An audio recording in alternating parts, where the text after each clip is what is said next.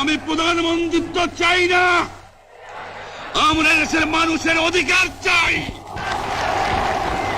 আর যদি একটা গুলি চলে, আর যদি আমার লোকের উপর হত্যা করা হয়, তোমাদের উপর কাছে আমার অনুরোধ রইল, প্রত্যেক ঘরে ঘরে দুর্গ করে তোলো।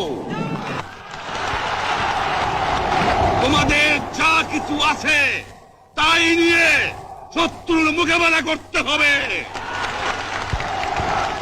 এবং জীবনের তরে রাস্তাঘাট যা যা আছে সবকিছু আমি যদি হুকুম দেবার নাও পারি, তোমরা বন্ধ করে দেবে। তোমরা আমার ভাই, তোমরা বাড়াকে থাকো, কেউ তোমাদের কিছু বলবে না, কিন্তু আর আমার বুকের পর গুলি চালাবার চেষ্টা করো না,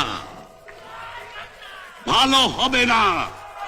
7 কোটি মানুষকে তাবায় রাখতে পারবো না। আমরা যখন মরতে শিখেছি তখন কেউ আমাদের দবাতে পারবে না।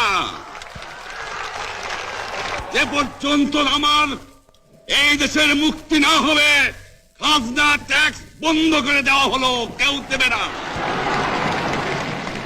তবে আমি অনুরোধ করছি, আপনারা আমাদের ভাই, আপনারা দেশকে একেবারে জাহান্নামে ধ্বংস করে দিয়েন না।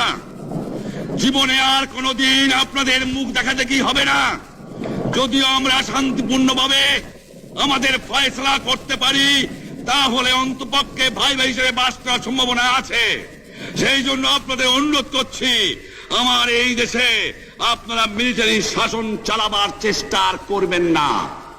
দ্বিতীয় কথা, প্রত্যেক গ্রামে, প্রত্যেক মহল্লায়, প্রত্যেক ইউনিয়নে, প্রত্যেক সাব ডিভিশনে আওয়ামী লীগের নেতৃত্বে সংগ্রাম পরিষদ গড়ে তোলো, এবং তোমাদের যা কিছু আছে তাই নিয়ে প্রস্তুত থাকো। মনে রাখবা, রক্ত যখন দিয়েছি, রক্ত আরো দেব, এদেশের মানুষকে মুক্ত করে ছাড়বো ইনশাআল্লাহ। এবারে সংগ্রাম আমাদের মুক্তির সংগ্রাম, এবারে সংগ্রাম স্বাধীনতার সংগ্রাম। আপনারা আমার উপরে বিশ্বাস নিশ্চয়ই রাখেন। জীবনে আমার রক্তের বিনিময়েও আপনাদের সঙ্গে বেঈমানি করি নাই। প্রধানমন্ত্রিত্ব দিয়ে আমাকে নিতে পারে নাই, ফাঁসি কাজটা আসামি দিয়ে আমাকে নিতে পারে নাই। যে রক্ত দিয়ে আপনারা আমার একদিন জেলের থেকে বার করে নিয়ে এসেছিলেন, এই রেসকোর্স ময়দানে আমি বলেছিলাম আমার রক্ত দিয়ে আমি রক্তের ঋণ শোধ করবো, মনে আছে? আমি রক্ত তোমার জন্য প্রস্তুত। আমাদের মিটিং এইখানেই শেষ। আসসালামু আলাইকুম। জয় বাংলা।